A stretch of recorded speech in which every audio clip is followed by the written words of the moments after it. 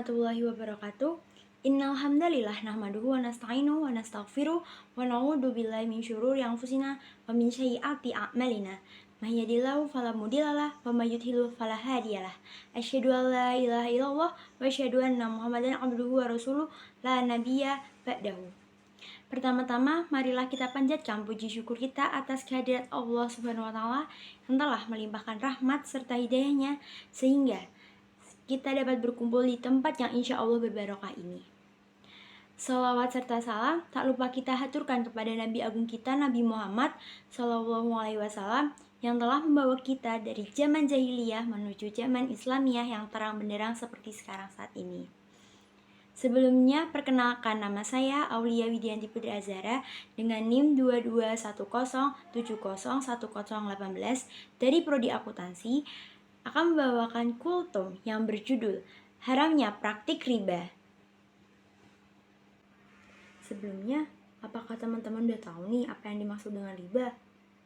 Yuk bahas dulu nih apa arti riba. Riba dalam bahasa Arab adalah aziyadah yang artinya tambahan atau kelebihan. Jika dalam konteks umumnya, kelebihan dimaksud ini adalah kelebihan atau tambahan terhadap harta atau pokok utama yang dimiliki oleh seseorang. Sedangkan secara harfiah, riba adalah penetapan bunga atau melebihkan jumlah pinjaman kepada peminjam. Praktik riba ini dianggap tidak adil karena melibatkan penerimaan keuntungan tanpa adanya kontribusi nyata atau risiko yang sesuai. Tentunya, jenis-jenis riba ini sangat banyak, gak hanya dalam konteks bunga dalam transaksi keuangan aja, tapi juga mencakup dalam berbagai bentuk praktik yang mengarah pada pengambilan keuntungan yang tidak adil. Sebagai contoh nih, A dan B. A ini memberikan pinjaman kepada si B sebesar 100.000. Nah, saat si B ini ingin mengembalikan uang 100.000, si A tidak menerima. Si A justru menagih dengan harga 2 kali lipatnya. Tentunya tidak boleh dong seperti itu, karena tidak adil dan mereka tidak melakukan perjanjian sebelumnya.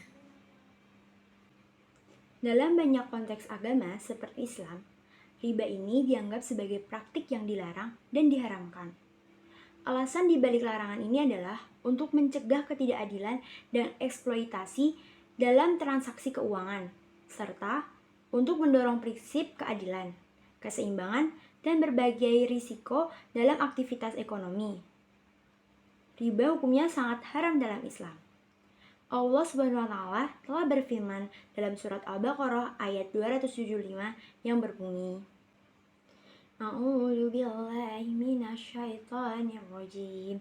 Bismillahirrahmanirrahim.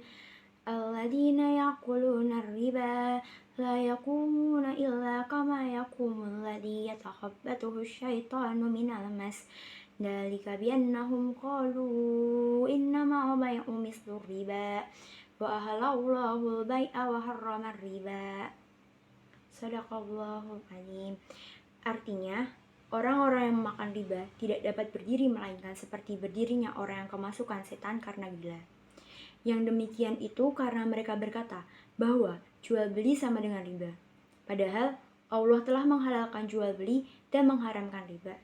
Al-Quran Surat Al-Baqarah ayat 275. Seperti yang sudah disebutkan di atas, bahwa riba bukan hanya berupa bunga bank saja. Jadi, yuk kita kenali jenis-jenis riba yang diharamkan oleh Al-Quran dan hadis. Yang pertama, ada riba jahiliyah. Riba jahiliyah merupakan jenis riba yang bentuknya pelunasan utang dengan jumlah yang lebih besar daripada pinjaman pokoknya. Umumnya, riba semacam ini dikenakan ketika peminjam tidak mampu membayar utang sesuai dengan waktu yang dijanjikan. Yang kedua, ada yang namanya riba qard. Riba qard merupakan jenis riba yang paling umum digunakan ketika seseorang meminjam uang dengan waktu pelunasan dan bunga tertentu. Misalnya nih, peminjaman uang 60 juta dengan bunga sebesar 15% dan waktu pelunasan 6 bulan. Besaran bunga biasanya menjadi persyaratan yang diberikan oleh pemberi utang. Biasanya riba ini terjadi pada bank-bank. Yang ketiga, ada riba fadl. Riba fadl adalah penambahan nilai dari kegiatan tukar-menukar barang atau transaksi jual beli. Misalnya, ketika menukarkan uang pecahan 100.000 dengan lembaran 2.000-an, tetapi kita hanya mendapatkan 40 lembar saja, bukan 50. Sehingga totalnya tidak lagi seperti nilai awalnya, yang harusnya kita mendapatkan 100.000 juga, tetapi kita hanya mendapatkan 96.000. Biasanya riba ini terjadi pada terminal. Kalau biasanya kayak pemudik-pemudik nih yang lagi pergi jauh, nah mereka nggak punya uang kecil terus mereka menukarkan. Nah biasanya mereka menukarkan uang 100.000-an nih. Nah yang dia dapat kembali bukan 100.000 tapi 96.000. Jadi 4.000 tuh mereka mengambil keuntungannya. Nah itu nggak boleh ya teman-teman. Nah yang keempat ada riba nasiah.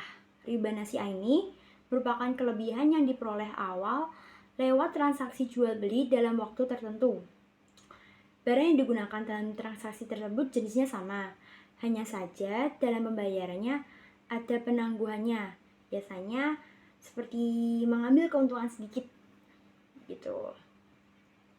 Dan yang paling akhir nih, ada ribayat. Ribayat terjadi dalam transaksi baik jual beli maupun tukar menukar barang yang awalnya terjadi tanpa adanya kelebihan. Namun, karena adanya penundaan pembayaran akibat ada salah satu pihak yang meninggalkan akad sebelum serah terima barang, maka nilainya menjadi bertambah. Teman-temanku semua, riba ini tentunya memiliki dampak yang sangat buruk, seperti siklus utang tanpa akhir, beban keuangan yang meningkat, ketidaksetaraan ekonomi, penghambatan investasi, produktif, selain itu berdampak sosial dan mental, dan ketidakpastian ekonomi yang ditinggalkan. Oleh karena itu, marilah kita semua menjauhi semua kegiatan yang mengandung dengan riba, baik itu kegiatan jual beli atau praktik yang mengandung riba. Karena riba ini hukumnya haram dan merugikan diri kita sendiri. Tak terasa, kultum saya ini akan segera berakhir. Maka dari itu, sekian kultum dari saya. Bila ada salah kata mohon dimaafkan. Nun wal qalami wa ma yasturun. Billahi taufiq wal hidayah. Wassalamualaikum warahmatullahi wabarakatuh.